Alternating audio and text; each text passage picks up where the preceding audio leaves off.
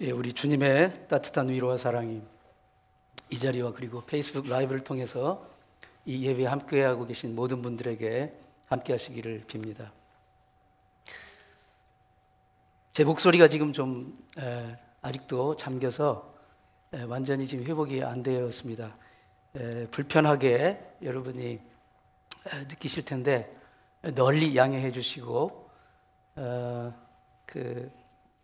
하나님께서 오늘 저에게 힘 주셔서 하나님 말씀을 잘 증거할 수 있도록 여러분 기도하는 마음으로 설교를 들어주시기를 바랍니다. 이 감기 들린 거하고 사랑에 빠진 거하고 공통점이 뭘까요? 숨길 수 없다는 겁니다. 숨길 수 없는 거예요. 지금 제가 이렇게 목이 잠긴 것도 숨길 수 없듯이 숨길 수 없습니다. 믿음은 어떨까요? 믿음. 예.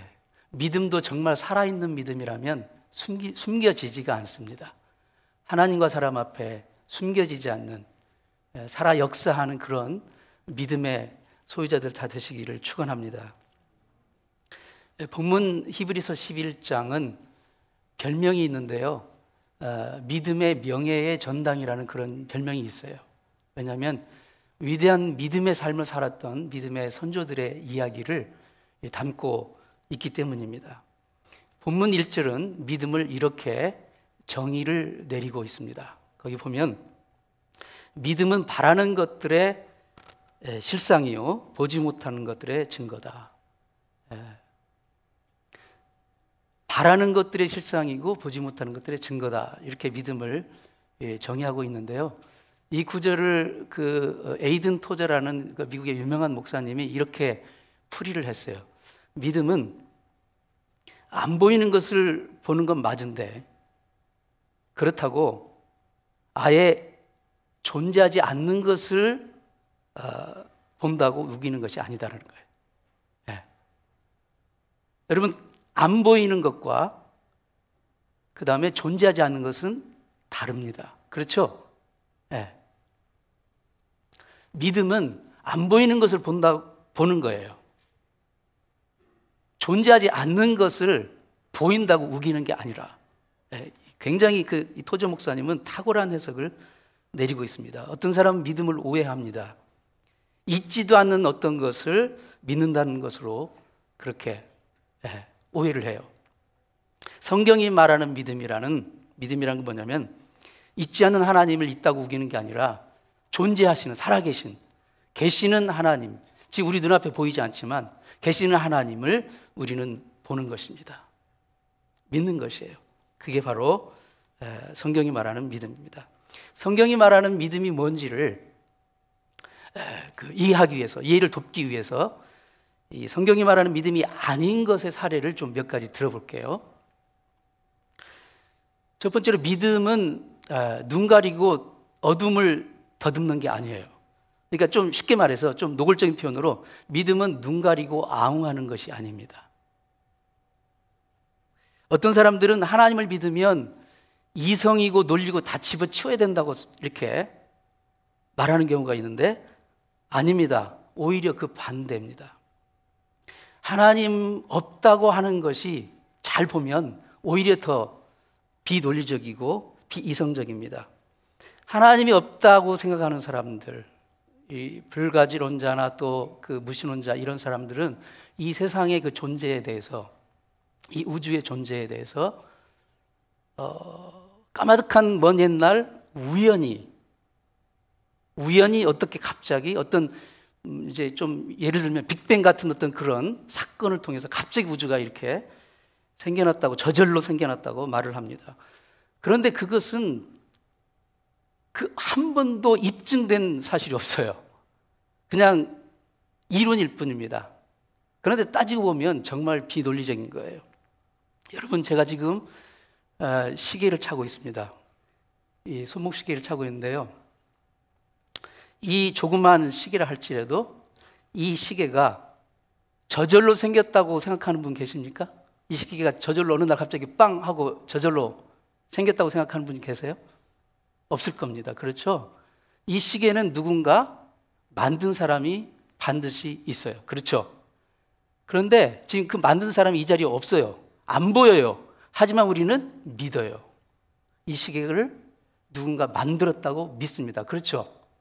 네. 눈에 보이는 이 세상의 모든 것들은 만든 사람이 있어요. 저절로 있는 것이 하나도 없습니다. 만든 사람이 있다고요. 하물며 이 거대한 우주와 이 복잡미묘한 온 세상, 이것이 저절로 생겼겠습니까?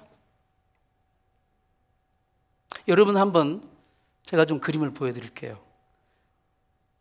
수많은 종류의 형형색색의 그 새들 보세요.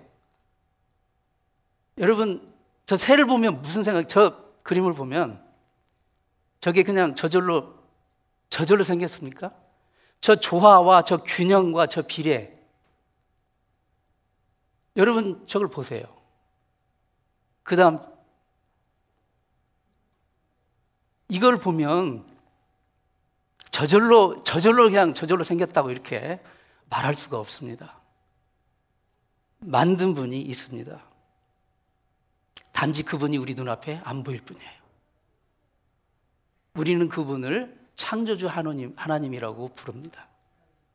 오늘 본문은 이렇게 말씀해요. 3절 말씀에 믿음으로 모든 세계가, 모든 것이, 모든 만물이 하나님의 말씀으로 지어진 줄을 우리가 아나니. 믿음으로 안다는 거예요. 믿음으로 믿는다는 거예요. 보이는 모든 것은 나타난 것으로 말미암아 된 것이 아니라 보이지 않는 그분에 의해서 되어진 것이라는 것, 그것을 믿는 것, 그게 우리의 믿음입니다. 그게 믿음이에요. 믿음에 대한 또 하나의 오해가 있다면요, 우리가 믿으면 하나님이 우리가 원하는 것 뭐든지 다 해주시는 분이라는 그런 오해. 하나님은 동전 이렇게 몇 개 넣으면 콜라나 뭐 커피가 나오는 이 뭐라고 하죠? 자동 판매기가 아닙니다. 하나님은 먹으면 무슨 병이든 낫는 만병통치약이 아니에요. 예수 믿는 사람도 아플 때가 있어요. 예수 믿어도, 하나님 믿어도 인생 살면서 고통을 만날 때가 있습니다. 사랑하는 사람이 옆에서 고통당하고 있는 것을 그저 우리는 지켜만 봐야 될 그런 때도 있어요. 성경이 말하는 믿으면 우리가 말하면 뭐든지 하나님이 다 그냥 들어주신다. 그게 아닙니다. 성경이 말하는 믿음은 하나님은 그분이 말씀하신 것은 반드시 이루시고 행하신다는 거예요. 그분이 말씀하신 것은. 믿음에 대한 또 하나의 오해가 있다면 성경에 나오는 모든 교리와 이론과 법칙과 원리를 다 완전히 알고 완벽하게 이해해야 그게 믿음 있는 것이다 라는 생각.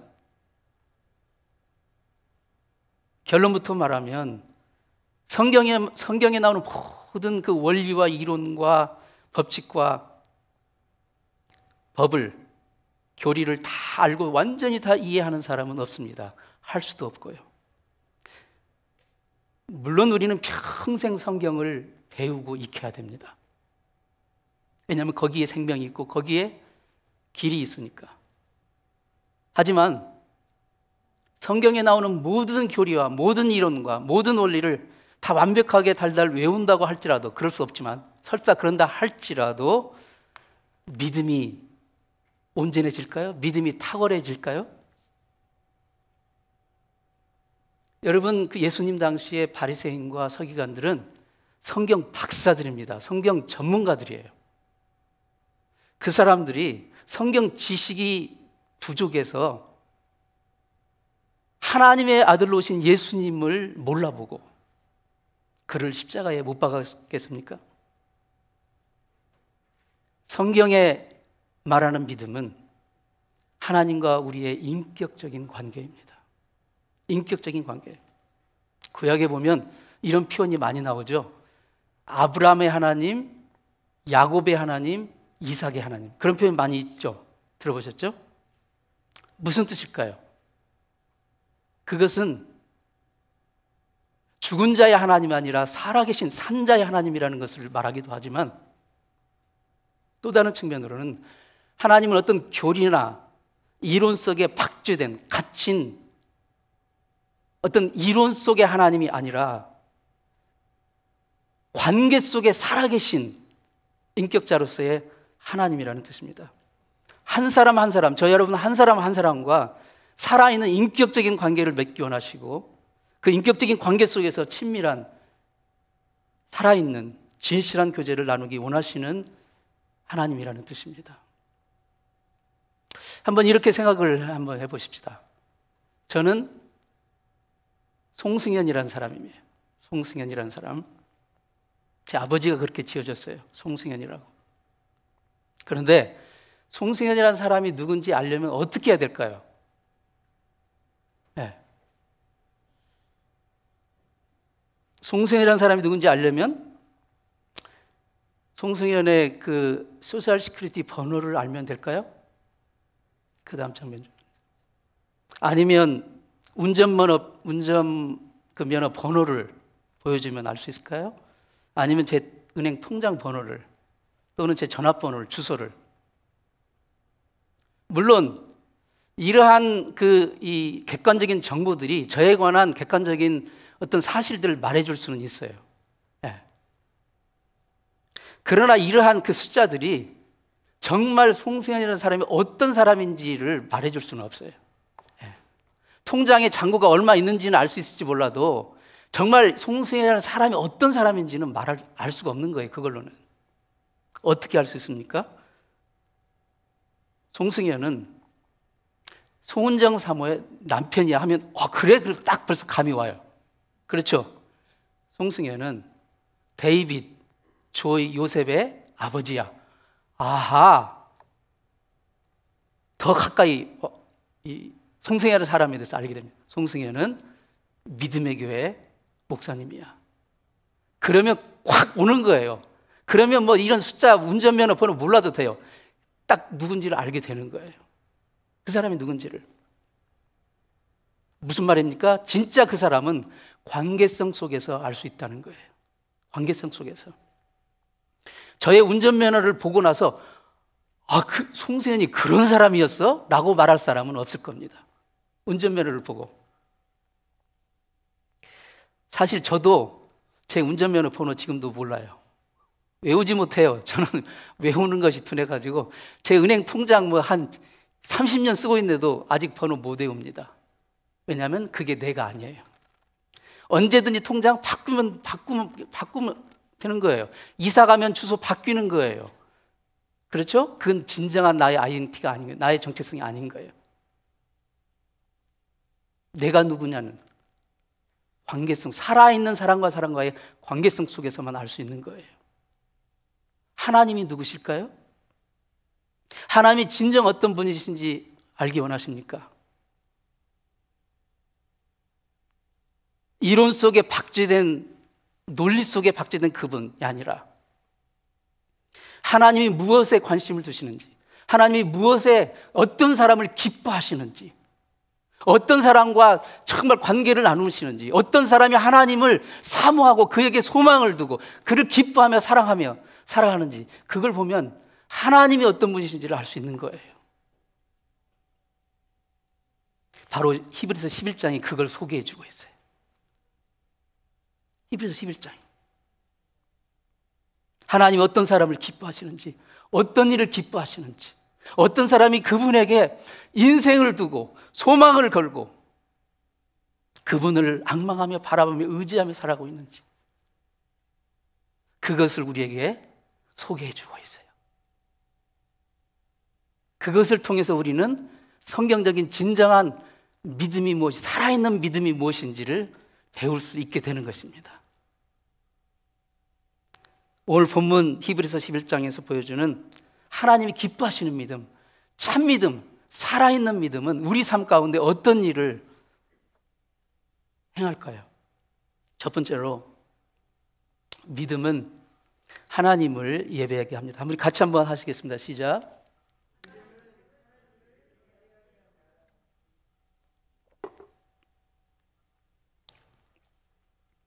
성경에 나오는 첫 그 예배, 기록된 그 예배자의 모습은 아담과 하와의 그 첫 아들인 누구죠?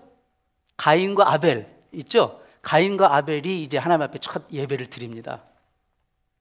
본문 4절 말씀 한번 같이 읽습니다. 시작. 믿음으로 아벨은 가인보다 더 나은 제사를 하나님께 드림으로 의로운 자라 하시는 증거를 얻었으니 하나님이 그 예물에 대하여 증거하심이라. 자, 아멘. 자, 가인과 아벨이 하나님 앞에 각각 제사를 드렸어요. 즉 예배를 드린 거예요. 예배를 드린 거예요. 그런데 웬일인지 하나님은 형인 가인의 제사는 안 받으시고 동생 아벨의 제사만 받으셨어요.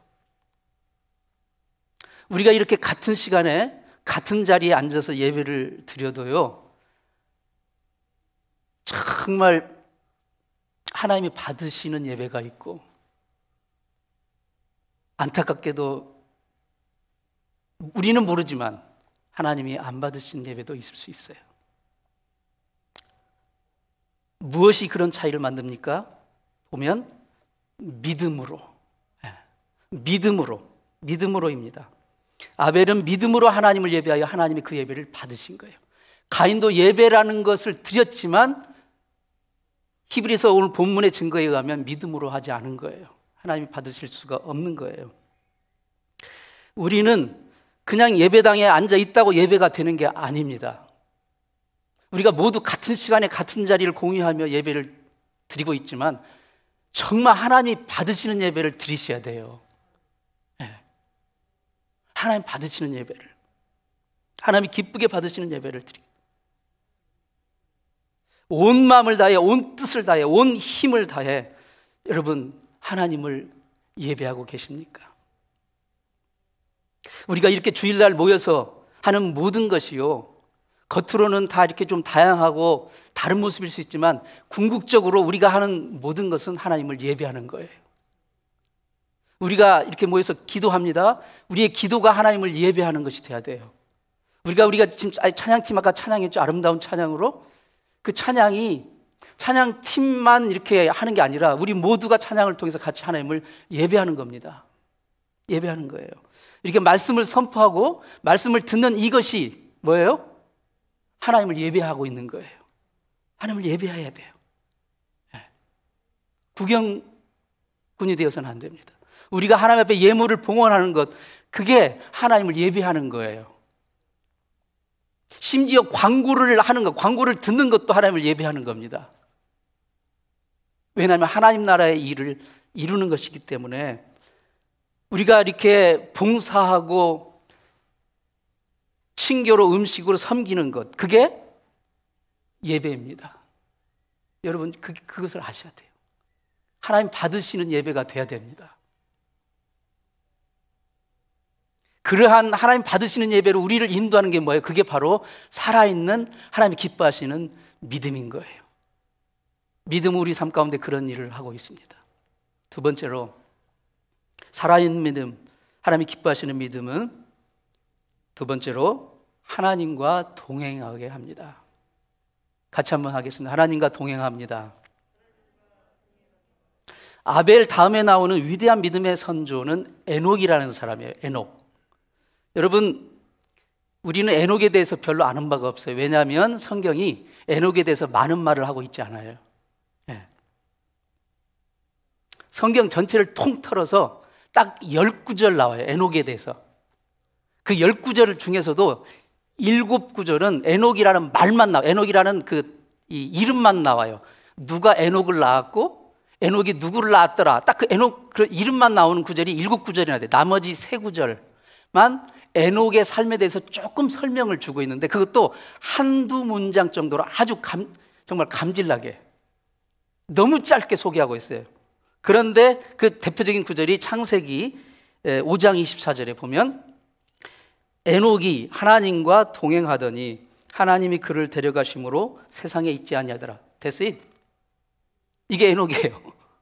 에녹이 하나님과 동행했는데 하나님이 그를 데려가심으로 더 이상 세상에 있지 않더라.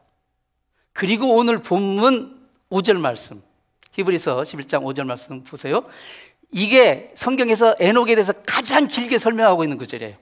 오늘 본문이 뭐라고 했냐면, 믿음으로 에녹은 죽음을 보지 않고, 보세요, 믿음으로, 믿음으로 에녹은 죽음을 보지 않고 옮기었으니 하나님이 저를 옮기심으로 다시는 보이지 않더라.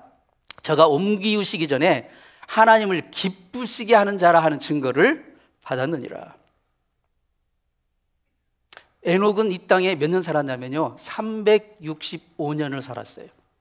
365년 에녹을. 그런데 이 365년 살면서 도대체 그가 얼마나 하나님과 친밀하게 동행했으면 세상 모든 사람의 숙명인 죽음, 모든 사람이 맛봐야 될 그런 죽음을 그는 맛보지 않고 하나님이 전격적으로 그를 데려가셨습니다. 죽음을 보지 않게 하시고 데려가셨어요. 도대체 얼마나 하나님과 그가 동행했으면. 그 비결, 그 원인을 오늘 히브리서 11장 5절은 하나님을 기쁘시게 하는 믿음이라고 설명을 하고 있는 거예요. 하나님을 기쁘시게 하는 믿음.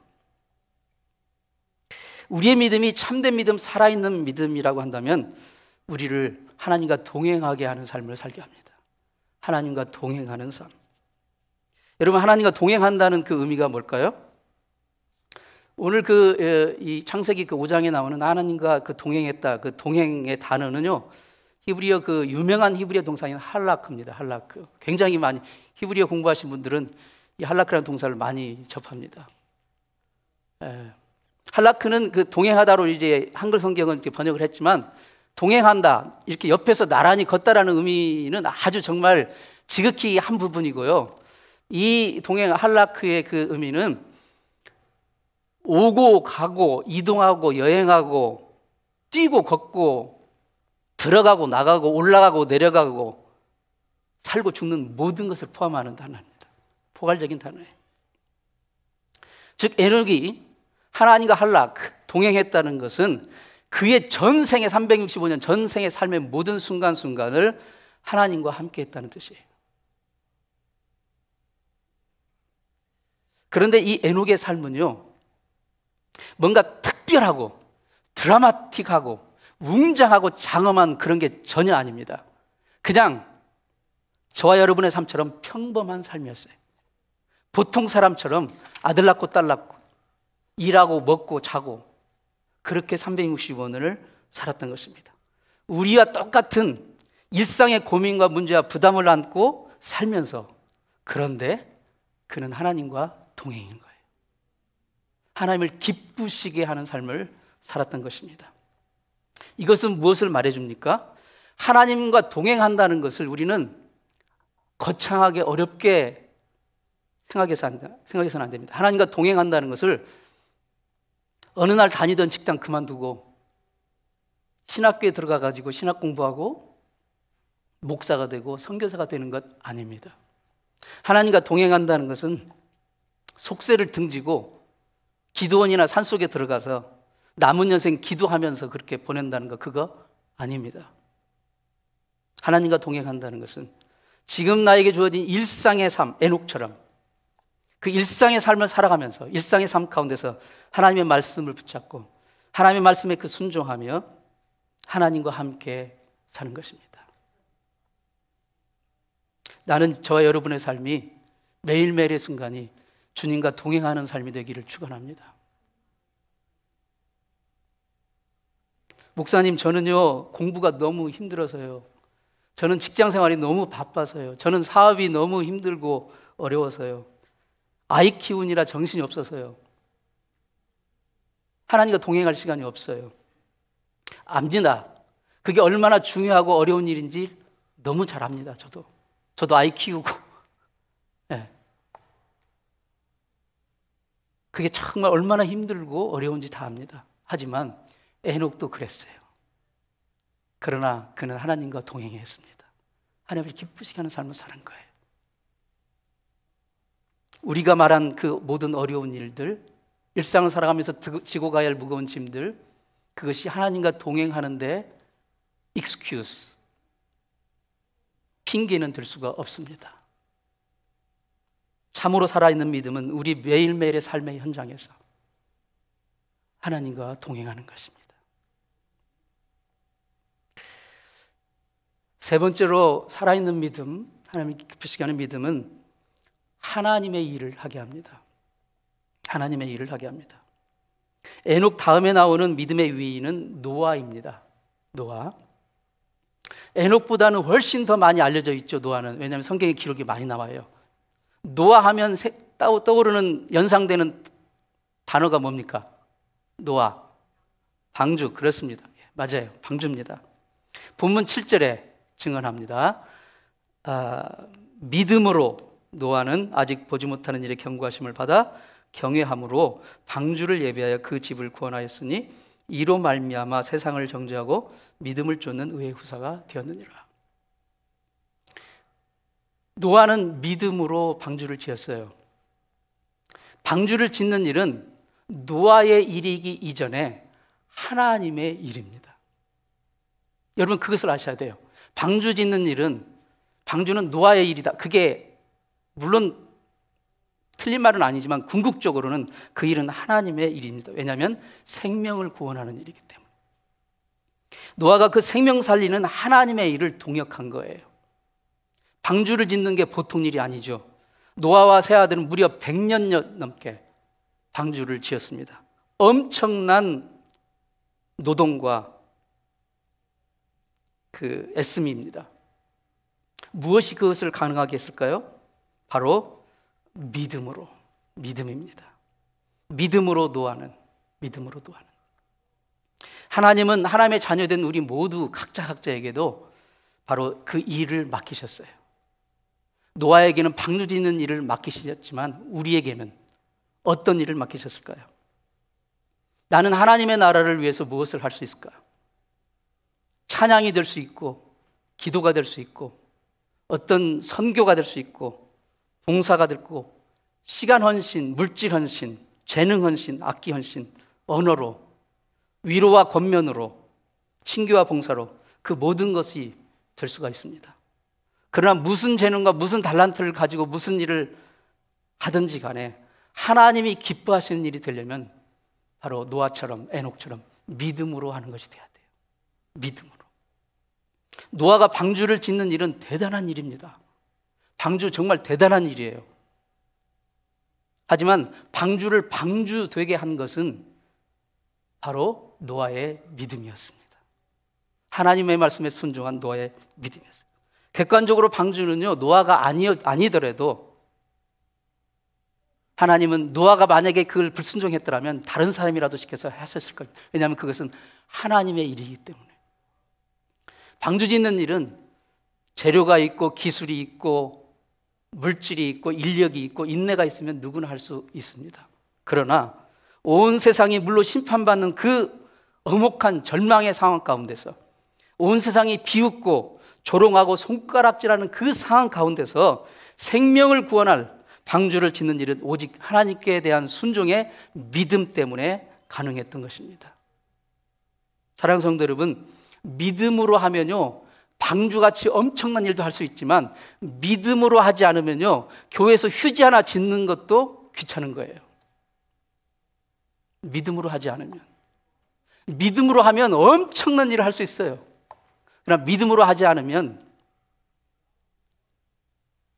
다른 사람을 위해서 기도하는 것조차도 너무 어려워요. 우리는 하나님의 자녀로서 무슨 일을 하든지 하나님께 대한 순종에 하나님 기뻐하시는 믿음으로 할 수 있기를 축원합니다.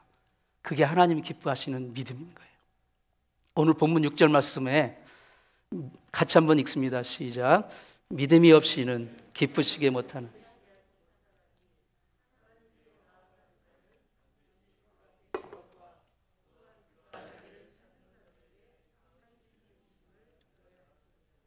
우리가 그 어떤 대단한 일을 하고 어떤 대단한 삶을 산다 할지라도 예수님을 믿는 그 믿음으로 하지 않으면 하나님이 살아계신 것과 자기를 찾는 자들에게 상 주시는 이심을 그 믿는 믿음으로 하지 않으면 그 삶은 허무한 것이 될 수밖에 없습니다. 하나님을 기쁘시게 할 수가 없습니다. 오늘 2021년 마지막 주일을 우리가 하나님 앞에 드리고 있습니다. 사랑하는 성도 여러분, 올 한 해 하나님이 기뻐하시는 믿음으로 살아오셨습니까? 믿음으로 하나님을 예배하셨습니까? 이 믿음으로 하나님과 동행하셨습니까? 이 믿음으로 하나님이 나에게 맡겨주신 일을 감당하셨습니까? 성경이 말하는 믿음은 영원히 나와 함께할 것이 무엇인지를 분명하게 보여줍니다. 올 한 해 살아오시면서 많은 사람을 만났을 겁니다. 수많은 일들을 여러분 만났을 겁니다. 하지만 그 중에 영원히 여러분과 함께할 수 있는 것은 무엇일까요? 이 세상에 눈에 보이는 모든 것은 언젠가는 여러분 곁을 떠날 것입니다. 영원히 나와 함께 하실 분은 하나님 분이십니다. 그리고 그분이 나의 구세주 예수 그리스도 되시는 그분을 믿는 그 믿음만 영원한 것입니다. 영원히 나와 함께한 것. 올 한 해가 가기 전에 설사 모든 것을 우리가 놓친다 할지라도 하나님이 기뻐하시는 이 살아있는 믿음만큼은 꼭 붙들 수 있기를 축원합니다. 이 믿음, 하나님이 기뻐하시는 이 믿음으로 영원을 살았던 에녹과 노아 그리고 아벨처럼